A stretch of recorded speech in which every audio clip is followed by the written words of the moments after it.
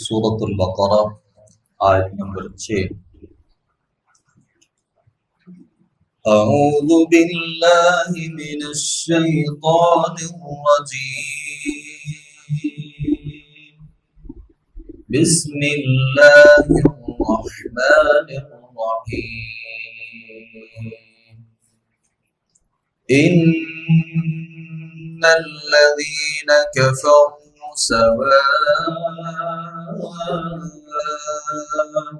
علیہم أأنذرتهم أم لم تنذرهم لا يؤمنون۔ ختم الله على قلوبهم وعلى سمعهم وعلى أبصارهم غشاوة وَلَهُمْ عَذَابٌ عَظِيمٌ۔ ان الذین کفروا، بلا شبہ وہ لوگ جنہوں نے کفر کیا، سواء علیہم، برابر ہے ان پر، اَأَنذَرْتَهُمْ، آپ انہیں ڈرائیں، ام لم تنذرهم، یا انہیں نہ ڈرائیں، لا یؤمنون، وہ ایمان نہیں لائیں گے۔ ختم اللہ علی قلوبہم، اللہ نے مہر لگا دی ہے ان کے دلوں پر، وعلی سمعہم، اور ان کے کانوں پر، وعلی ابصارہم غشاوۃ، اور ان کی آنکھوں پر پردہ ہے، وَلَهُمْ عَذَابٌ عَظِيمٌ، اور ان کے لیے بہت بڑا عذاب ہے۔ سورۃ البقرہ کے ابتدائی آیات میں اللہ تعالیٰ نے 5 آیات میں اہل ایمان کا تذکرہ کیا، 2 آیات میں کافروں کا تذکرہ کیا، اور پھر اگلی کئی ساری آیات میں اللہ رب العالمین نے منافقین کا تذکرہ کیا۔ کافروں کے بارے میں اللہ رب العالمین نے ارشاد فرمایا، وہ لوگ جنہوں نے کفر کیا، آپ انہیں ڈرائیں یا انہیں نہ ڈرائیں، وہ کسی صورت بھی ایمان لانے والے نہیں ہیں۔ طبری نے علی بن ابو طلحہ اور سیدنا عبداللہ ابن عباس رضی اللہ عنہما سے اس روایت کو نقل کیا ہے کہ نبی مکرم صلی اللہ علیہ وسلم کی بڑی شدید خواہش تھی۔ خواہش یہ تھی کہ جتنے بھی لوگ ہیں یہ تمام کے تمام لوگ مومن بن جائیں، اسلام لے آئیں، ہدایت کو قبول کر لیں۔ اور نبی صلی اللہ علیہ وسلم اس حوالے سے بہت کوشش کرتے تھے کہ زیادہ سے زیادہ لوگ مسلمان ہوں، زیادہ سے زیادہ لوگ اسلام کو قبول کریں۔ لیکن کچھ ایسے لوگ تھے جو جب بھی آپ ان کو دعوت دیتے، جس بھی طریقے سے ان کو دعوت دیتے، وہ کبھی بھی اللہ کے نبی صلی اللہ علیہ وسلم کی بات کو ماننے کے لیے تیار نہیں ہوتے تھے۔ تو اللہ رب العالمین نے یہ آیت مبارکہ نازل فرمائی کہ یہ جو کافر ہے نا، آپ ان کو ڈرائیں یا ان کو نہ ڈرائیں، یہ کسی صورت بھی ایمان لانے والے نہیں ہیں۔ یہ یاد رکھیے گا ان کافروں کے بارے میں ہے جو نبی مکرم صلی اللہ علیہ وسلم کو بہت اچھے طریقے سے جانتے تھے، آپ کو پہچانتے تھے، آپ کی دعوت کو سمجھتے تھے، اور اللہ رب العالمین کی تمام نشانیوں کو سمجھتے تھے۔ اس کے باوجود وہ انکار کرتے تھے، وگرنہ یہ آیت مبارکہ سارے کافروں کے بارے میں نہیں ہے، کیونکہ کتنے ہی ایسے کافر تھے جو پہلے کافر تھے اور نبی مکرم صلی اللہ علیہ وسلم کی دعوت پہ انہوں نے اسلام کو قبول کیا۔ صحابہ کرام رضوان اللہ علیہم اجمعین میں ایک بڑی تعداد ہے جو پہلے کافر تھے اور نبی صلی اللہ علیہ وسلم نے ان کو دعوت دی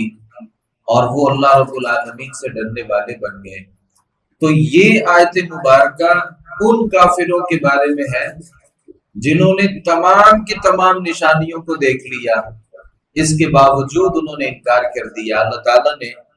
قرآن مجید کے ایک دوسرے مقام پر اس بات کا تذکرہ کیا ہے، ان الذین حقت علیہم کلمۃ ربک لا یؤمنون،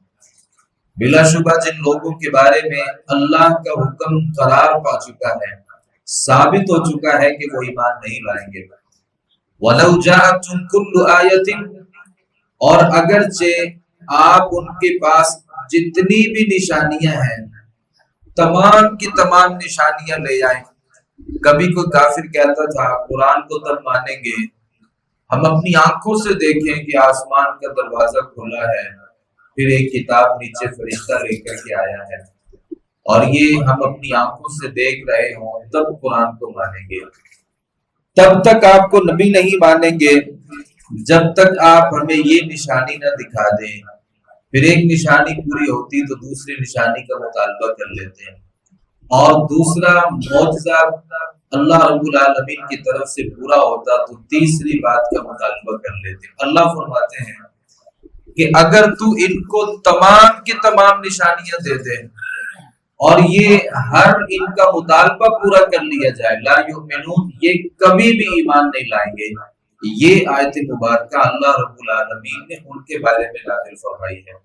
وَلَئِنْ أَتَيْتَ الَّذِينَ أُوتُوا الْكِتَابَ بِكُلِّ آیَةٍ مَا تَبِعُوا قِبْلَتَكَ، اللہ فرماتے ہیں کہ ساری نشانیاں بھی ان کے پاس لے جاؤ،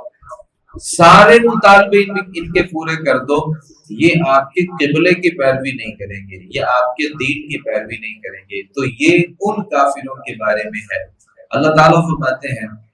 ختم اللہ علی قلوبہم وعلی سمعہم، اللہ نے ان کے دلوں کے اوپر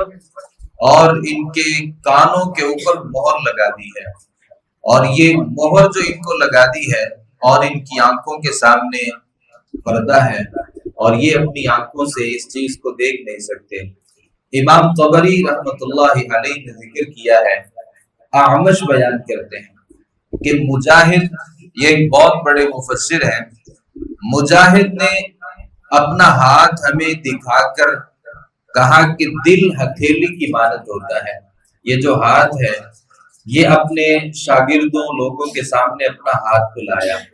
اور کہا کہ جو دل ہوتا ہے نا وہ اس ہاتھ کی مانند ہوتا ہے، کہ جب انسان کوئی گناہ کرتا ہے تو ایک انگلی کو پکڑا اور اسے سمیٹ لیا، اور پھر انسان جب گناہ کرتا ہے تو دوسری انگلی کو بھی سمیٹ لیا، پھر گناہ کرتا ہے تو تیسری انگلی کو سمیٹ کر کے دکھایا، یہاں تک کہ ان ساری انگلیوں کو بند کر لیا اور کہا کہ جیسے یہ ہاتھ بند ہو جاتا ہے نا، ایسے اللہ رب العالمین کی طرف سے مہر لگ جاتی ہے، پھر کوئی بات بھی اس ہاتھ کی ہتھیلی کے اندر تک نہیں جا سکتی۔ اور نبی مکرم صلی اللہ علیہ وسلم نے اس بات کی وضاحت کی ہے۔ حذیفہ رضی اللہ عنہ بیان کرتے ہیں، آپ صلی اللہ علیہ وسلم نے فرمایا تعرض الفتن علی القلوب کالحصیر عودا عودا، آپ صلی اللہ علیہ وسلم نے فرمایا دلوں پر فتنوں کو اس طرح وار کیا جائے گا جس طرح چٹائی کے تنکے ہوتے ہیں، جو دل انہیں قبول کر لے گا اس میں ایک سیاہ نقطہ پیدا ہو جائے گا، جو بھی فتنوں کو قبول کر لے گا ایک دل کے اوپر ایک نقطہ آ جائے گا، پھر وہ ایک فتنے کو قبول کرے گا اور کوئی گناہ کرے گا تو دوسرا نقطہ لگ جائے گا، یہاں تک کہ سارے کا سارا جو دل ہے وہ کالا ہو جائے گا۔ اور جیسے ہی انسان جو ہے وہ گناہ سے توبہ کرے گا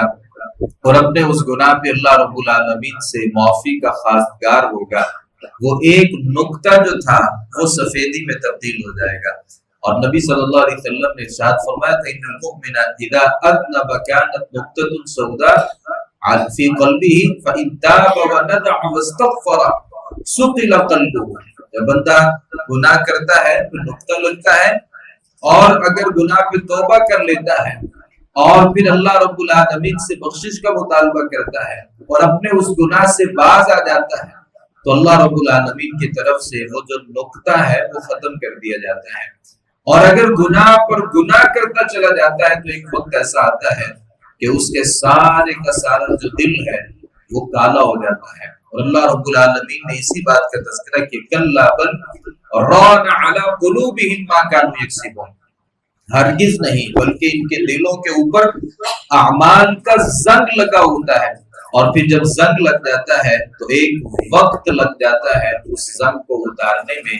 तो अल्लाह रब्बुल आलमीन फरमाती है जो काफिर है ना, ये अपनी आंखों से देखते हैं अल्लाह की निशानियों को, आंखों से पहचानते हैं कि ये अल्लाह का नबी है।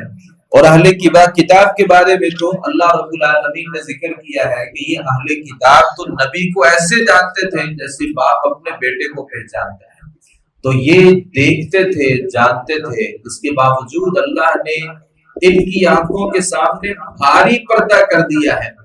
और ये अल्लाह की निशानियों के बारे में, फिर उसके कुरान के बारे में ये बातें सुनते हैं, अहकामात को सुनते हैं, लेकिन इनके कान ऐसे हैं कि अल्लाह रब्बुल आलमीन की तरफ से मोहर लग गई है। दिल और दिमाग काम करना खत्म हो चुका है, क्योंकि वजह यह है कि अल्लाह रब्बुल आलमीन ने इनके दिलों के ऊपर भी मोहर लगा दी है। अल्लाह ने इस मोहर लगाने की निस्बत अपनी तरफ की है कि अल्लाह ने इनके कानों, इनके दिलों पर मोहर लगाई है, और अल्लाह रब्बुल आलमीन की तरफ से ही